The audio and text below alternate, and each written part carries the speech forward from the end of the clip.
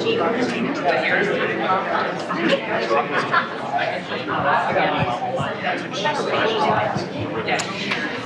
evening, everyone. The time is now 6 o'clock in the Tuesday, February 11th, 2025. Kingsport City Schools Board of Education regular meeting is now called to order. Dr. True is going to be wearing many hats tonight, and the first hat he has is he's going to introduce us to someone very special who's going to help us out to get our meeting started. Thank you, Ms. Woods. I would like to invite Jimmy Taylor to come up. He's going to help us with our pledge this evening. Jimmy, you are a senior, correct? Senior. So you're 3 months away from graduation. What is that like, knowing you're that close to the finish line here of your high school experience? A little bit nervous, but it feels good, and feels good. So do you have plans for what comes next? I'm wanting to go into plumbing, and then hopefully one day get my own business. Okay. Have you been working on that kind of work during high school? What does that look like? Dobyns-Bennett has helped me get into the TCAT, where I've been doing the pipe fitting and plumbing course through that, and hope to continue that after high school. Very good. So what is it about plumbing that drew you to that? It's just something that I've done with my papa quite a bit, and it's I enjoy it. I like working with my hands, and I believe it's the way the Lord's leading me. Very good. Leave some business cards. We may need you down the line. Okay. I will. If you could all please stand, we're going to turn this direction. The flag is right there whenever you're ready, Jim. I pledge allegiance to the flag of the United States of America and to the republic for which it stands, one nation, under God, indivisible, with liberty and justice for all. Thank you. Appreciate it.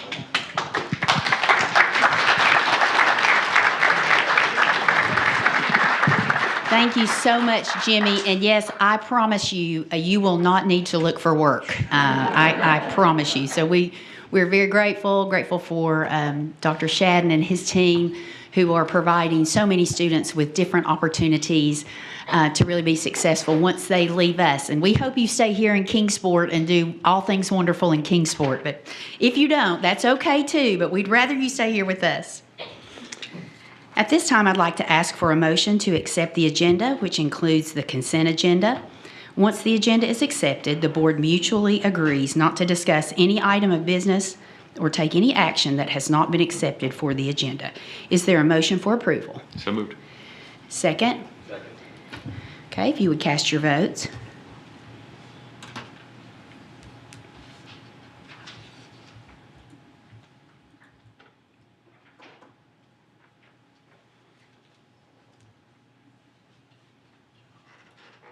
Okay, the votes have been cast and it is approved. At this time, we're going to move to our recognitions, and Mr. Golden will take care of our first recognition with Ms. Valoria Madu.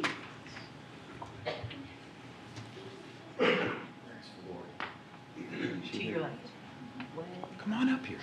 I want to make sure I embarrass you in front of everybody. You are quite the talent here. Apparently, you have won the it is the Tennessee STEM Innovation Network, the TSIN Battelle Education Poetry Coding Contest for 7th grade students in Tennessee. This was the first ever coding poetry challenge for the TSIN, and you won it for the entire state. Congratulations. That's fantastic. We'll present you with this.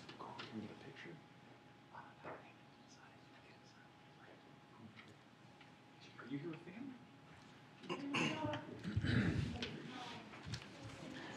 Valoria's family is here, and also her teacher could not make it tonight. I think she was ill and wasn't able to be here, but she's very proud of Valoria and this quite lofty accomplishment.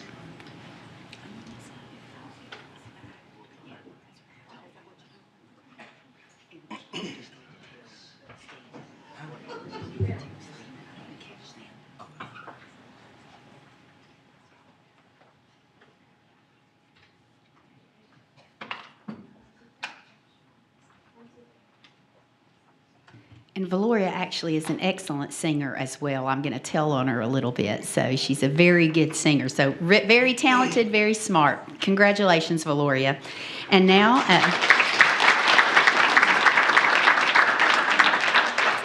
And now Dr. Brandon Fletcher is going to recognize the Dobyns-Bennett High School Unified Bowling Team.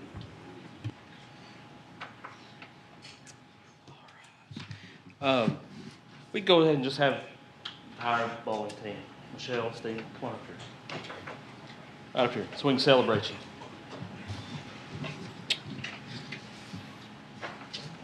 Right on up here. Right here in front of everybody. At this time, the Kingsport City Schools Board of Education would like to recognize the 2025 Dobyns-Bennett Unified Bowling Team for their outstanding achievements this season. Over the last 15 months, this team has built a strong foundation within the Kingsport City Schools inclusive athletic program that will inspire generations to come. Their dedication, sportsmanship, and teamwork have brought an immense pride to our community. Some of their achievements include in their first ever regular season match, they competed in Knoxville and won 2 matches. They were sectional champions with scores of 274 to 163 victory over Carnes, 275 to 197 victory over Gibbs. State tournament runner-up January of 2025 with scores 308 to 235 with a victory over Nolensville, 289 to 182 victory over Franklin, and 322 to 259, a close loss to Kenwood in the championship game. This incredible journey would not have been possible without the unwavering support of our partners, coaches, parents, and sponsors, but most importantly, our student athletes. We extend a special thanks to Coach Stephen and Michelle Baker, whose countless hours of dedication and leadership have been pivotal to the team's success. It is a privilege to honor this team for their accomplishments over the past 2 seasons. Their efforts embody the values of perseverance, inclusion, and excellence that Dobyns-Bennett High School and our community hold dear. So at this time, I'd like to personally recognize John Autry, Hunter Bars, Hayden Dockery, Connor Godsey, Landon Goins, Joshua Landers, Zeke Lynch, Lucas Park, Cody Posh, Parker Pickup, Rome Pruitt, William Russell, and Thomas Rhines. Congratulations.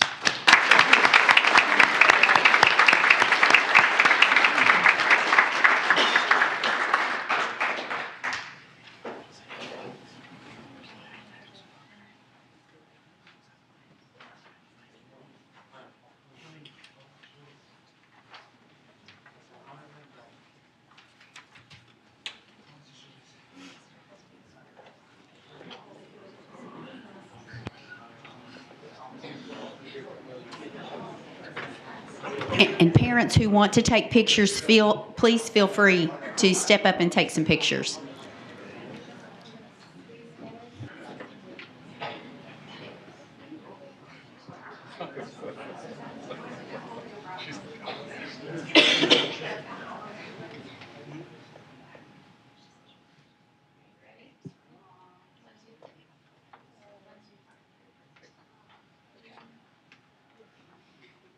I tell you, some of those bowling scores, I could bowl for a month and not get those kinds of scores. So congratulations and keep up the great work.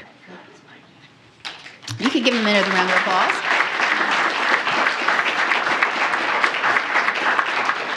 And now to make presentations to our United States Presidential Scholars Program National Level students is Ms. Jamie Jackson. Like Brandon, I'd like to invite our students, as your name is called, to come and stand, and then I'll do a little explanation as to the candidacy here. So I'd like to recognize Rashad Day, Claire Lee, Griffin Moody, Delaney Morris, and Cam Sewell. Okay, so this one is Rashad's. Claire, this one's yours. Griffin? Congratulations. Congratulations, Cam. The United States Presidential Scholars Program was established in 1964 to recognize and honor some of the nation's most distinguished graduating high school seniors. In '79, the program was extended to recognize exceptional talent in the visual and creative and performing arts. In 2015, close to my heart, the program was again extended to recognize students who demonstrate ability and accomplishment in career and technical education fields. Each year, up to 161 students are named U.S. Presidential Scholars, one of the nation's highest honors for high school students. These are the 5 students that have been nominated from Dobyns-Bennett. These students have the opportunity to become Presidential Scholars based on 3 paths of accomplishment. They are selected on the basis of broad academic achievement, and then other students are selected on the basis of their outstanding scholarship and accomplishment in career and technical fields. For the career and technical education component, students are initially selected based on their accomplishments, and then they're nominated through a process that their chief state school officer does. Each state school officer can nominate up to 5 candidates. In April, the Commission on the Presidential Scholars reviews the applications of all the semifinalists based on the criteria, and those selected scholars are honored for their accomplishments during the online National Recognition Program. Students chosen will receive an all-expense-paid trip to Washington, D.C. in June for national recognition with all various events, enrichment activities, culminating with a presidential medallion during the White House-sponsored ceremony. So I'd like to congratulate you guys. It's a high honor. We wish you the best of luck. And if I was on the nominating committee, you guys would all be going to Washington.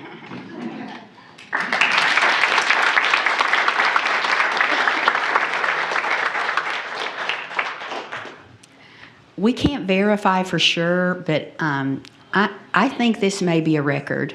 I don't know of a time when we have had 5.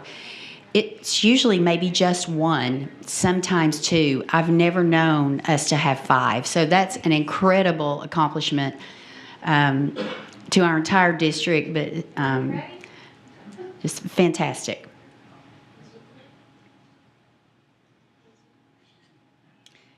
And all those students I know are involved in other things besides just academics. So they're very well-rounded students who participate and really make our community a great place to be. So congratulations, young people.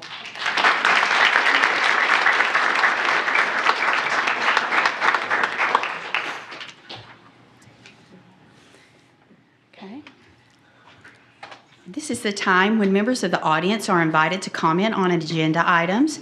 If pre-approved by the Board Executive Committee, members of the community may also address the board regarding non-agenda items. In order to speak on a topic not included on the agenda per policy 1.404, you must submit a written request to the superintendent of schools at least 3 business days prior to the regular meeting. This is not the time to speak about personnel issues, as there are more appropriate ways in which these can be addressed. If you aren't sure how to do this, please ask a board member after the meeting. In your remarks, you may not refer to students by name without permission from a parent or guardian. The speakers are requested to state the first name and limit your remarks to a maximum of 3 minutes. So is there anyone who wants to speak on an agenda item, or if you have requested to speak on a non-agenda item, now would be the time. Okay.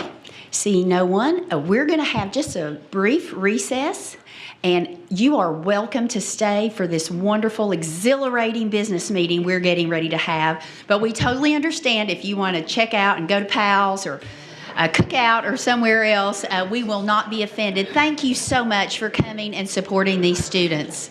Very, very proud of all of them. Very proud. Keep up the great work.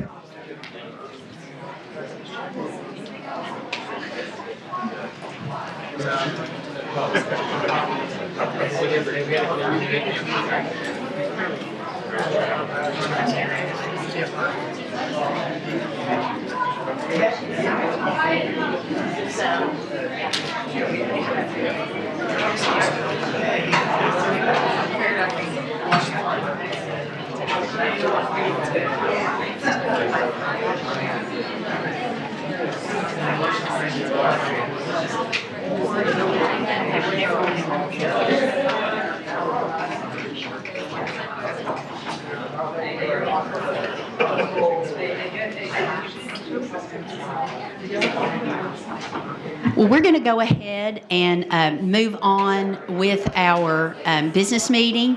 So, like I said, you're welcome to stay if you want to have conversation out in the hallway. That'll be fantastic. I also wanted to mention the fact that Dr. Hampton is joining us remotely. So, hello, Dr. Hampton on the screen. I meant to mention that earlier. He is out of town. We had a Legal and Legislative Institute meeting. Some board members were able to attend that, and he was there with us. And then actually he has a superintendent meeting tomorrow and Thursday in Nashville. So we thought it very silly to have him drive all the way home for the meeting when he could join us online. So Dr. True is taking his place at the table, and we're very thankful for him, but we're going to continue on with our meeting. And our first business item is item 5.1, which is the approval to purchase a 24-passenger activity bus for the Dobyns-Bennett activities. Dr. Tate. Good evening. Good evening. I get to sit in place of both Dr. Hampton and very rarely you can say David Fry. So I get to talk money this evening. So well, the administration does come to you recommending that we purchase an activity bus. It's a 24-passenger bus. It's going to be paid for through the activities funds. It's going to be using a Sourcewell contract as listed there. The total cost is $124,978. Again, we have one bus on hand. It's a little older, so we're looking to replace that. You know, we've held out waiting for vans, and we've tried buying some of the, I'll call them 6-passenger vans, but they don't really have room to hold a lot of items when you transport students. So this will allow us to be able to take, in place of what a team would take, 3 vans and 3 drivers to only 1 vehicle. So it kind of is a 3-for-1 trade. So I'm open for questions. In our activities, I mean, these are something that we've been discussing for well over a year, right? And just so the current bus that we have, that you said we're going to replace it, it's still going to be used. Yeah, we're not looking to replace that one, but to add an additional one. That one's probably mileage wise, we're getting it checked out by fleet and having some people come in and look at it. It'll probably stay more local, where this will allow us to go a little further being new. So we don't like it when we get stuck on the side of the road out about, between Nashville and Knoxville. So This has been much needed for quite some time. it has, and we we held out for vans about as long as we could, and then in our meetings we just finally said, this is a 3-for-1. 24 people, that we can get about 21 kids in 3 vans. So this allows a team to go together. Doesn't require as many drivers. Doesn't require as many drivers, and so it's and just as far as drivers go, this is not the bus that takes the big CDL license. This is a separate. It's an in between CDL that's not for air brake, so it's something that's doable for most coaches. And some people may not be aware, but we used to have 15-passenger vans. Well, I don't know if it was the Department of Transportation or what. Then they stopped making those, and they made them 8-passenger vans. And then they even took that first bench seat out and put captain's chairs in it. So best you can get is 7 now. Yeah, right. What they did with the 15-passenger vans was basically you couldn't use them, but they had to meet school bus rollover, and so they don't really make those. Okay. Or if they did, it was be the same cost as a 24-passenger bus, pretty much.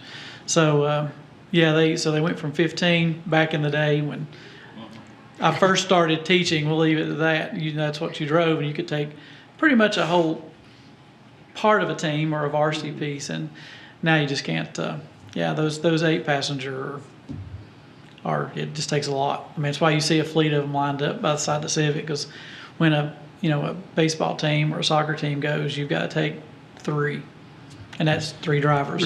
Even the cheerleaders, when they go to Cheerleaders. away games, that's a perfect example. Correct. This would be a much better option for them. It would definitely be a much better option. All right. Well, the recommended action then is to approve the purchase of one 24-passenger activity bus for Dobyns-Bennett activities utilizing Sourcewell contract number 063020-BBB through Central States Bus Sales Incorporated for a total cost of $124,978. Is there a motion for approval? So moved. Second. Second. Cast your votes, please.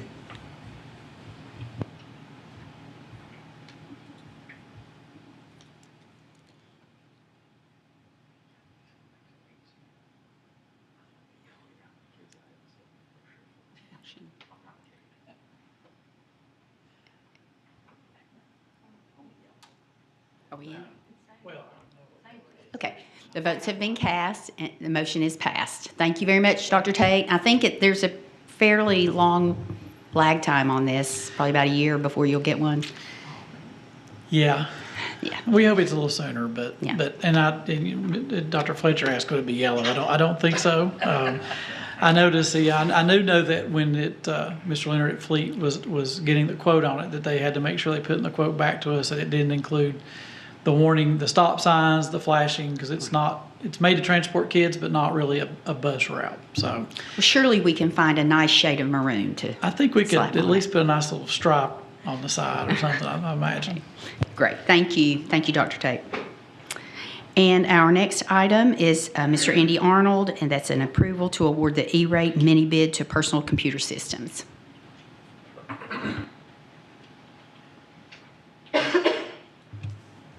Good evening. So tonight, we are recommending to enter into a contract with Personal Computer Systems Incorporated for E-rate Category 2 purchases utilizing Tennessee Educational Broadband Consortium State Master Contract 68613 for fiscal year 2025-2026.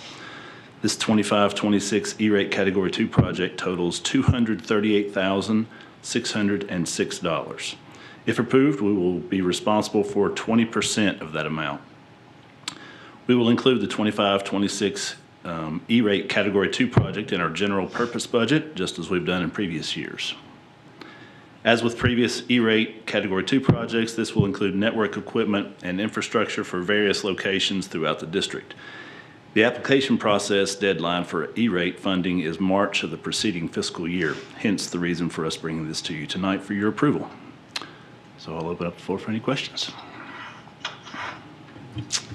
No questions for me. It's a tough one. Okay, well, the recommended action then is to award the E-rate mini bid to Personal Computer Systems utilizing Tennessee statewide contract 68613 for fiscal year 2025-2026. Is there a motion for approval? So moved. Second? Okay, cast your votes.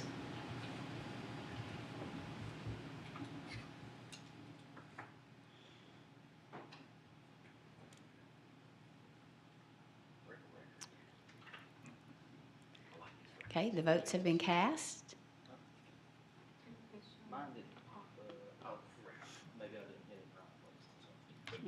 Okay. The motion has been passed. Thank you, Mr. Arnold. Okay, yes, this couldn't be a record for the shortest meeting ever. I will say, I mentioned earlier that some of us were able to attend the Legislative and Legal Institute in Nashville. It's very interesting. A lot of education legislation coming up, and so we'll try to make sure that you are aware of that. And we have met with our local legislators, actually our regional legislators, back in January, but hope to have a continuing conversation with them on additional legislation that will be coming up. Thank you, Dr. True, for sitting with Dr. Hampton. Dr. Hampton, anything you want to add? I'm just going to assume it's a coincidence that the meeting that is the shortest, perhaps in board history, is happening at a time when I'm not there. So perhaps that's a coincidence, perhaps it's not. But I appreciate the fact that Mr. True is there, and that congratulations to the students who were recognized tonight. That's always an outstanding. It's always outstanding to be able to recognize such quality, talented students. And Roll Tribe. Okay, wonderful. Well, our next meeting will be on February 25th. That will be a work session at 6 o'clock. And then in March, we will have one meeting because of spring break, and that'll be March 11th, 2025, and that will be our regular business meeting. So is there any other discussion items? Okay. No. Okay, with that, we are adjourned. Roll Tribe. Come out Friday.